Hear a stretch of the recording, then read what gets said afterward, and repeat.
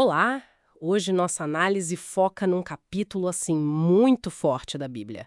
Joel, capítulo 2. Ah, Joel 2. Um texto denso, cheio de imagens poderosas. Exato. E a coisa já começa com um impacto, né?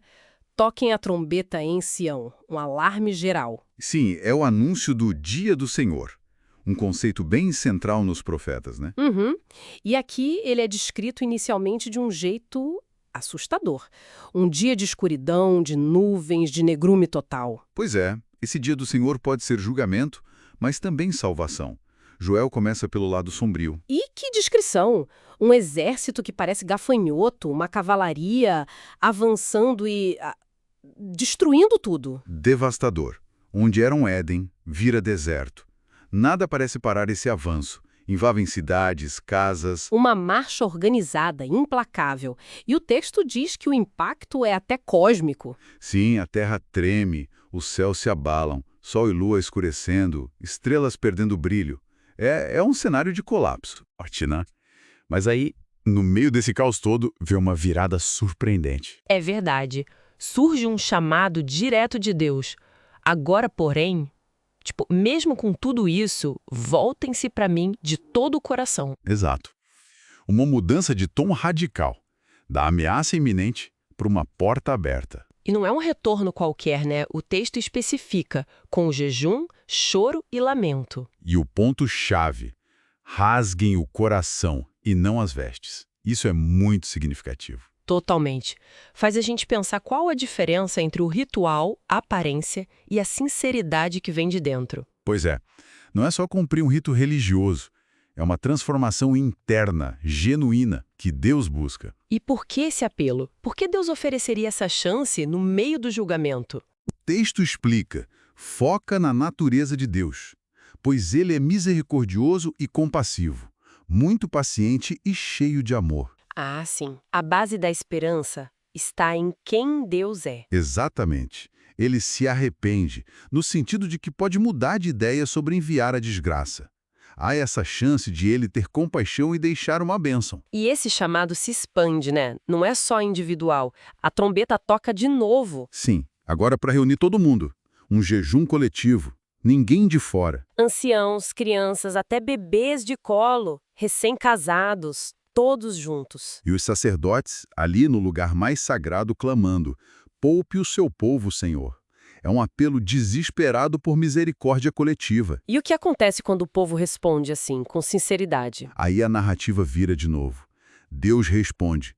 O texto diz que o Senhor terá zelo por sua terra e piedade de seu povo. Ah, que bom! E como essa piedade se manifesta? Com promessas bem concretas de restauração. Envio de comida de novo, cereal, vinho, azeite. Fartura. Acabar com a fome e também com a vergonha diante das outras nações, né? Exatamente. E a promessa de expulsar aquele exército do norte, os gafanhotos ou o inimigo que eles representam, mandá-los para longe. É uma inversão completa. A terra que sofria agora é chamada a se alegrar. Isso. Os animais, as pastagens, as árvores, tudo volta a florescer. A natureza reflete essa restauração divina. É quase palpável. E tem aquela promessa de compensação que é muito forte. Vou compensá-los pelos anos. Que os gafanhotos destruíram. Sim, uma promessa de que haverá tanta fartura que o povo vai louvar a Deus e reconhecer. Ele está aqui, no meio de nós. E a garantia final: nunca mais meu povo será envergonhado. Isso nos leva, então, ao ápice profético do capítulo. Uma promessa que olha ainda mais para frente. Tá, do Espírito Santo, certo? E depois disso, derramarei do meu espírito sobre todos os povos. Exatamente. E isso era, radical para a época. O Espírito de Deus, não mais só para alguns escolhidos, como profetas ou reis. Mas para todo mundo. Filhos, filhas, velhos, jovens. Servos e servas também, todos profetizando, tendo sonhos, visões. É uma democratização do acesso a Deus, impressionante. Uma visão muito inclusiva e, de novo, associada a sinais cósmicos, né? Sim, maravilhas nos céus e na terra, sangue, fogo, fumaça, o sol escuro, a lua cor de sangue, antes daquele grande e terrível dia do Senhor. Que retorna aqui, mas talvez com outro foco. Parece que sim, porque em meio a esses sinais, a promessa final é de salvação, E todo aquele que invocar o nome do Senhor será salvo. Salvação disponível em Sião, em Jerusalém, para aqueles que Deus chamar. Exato.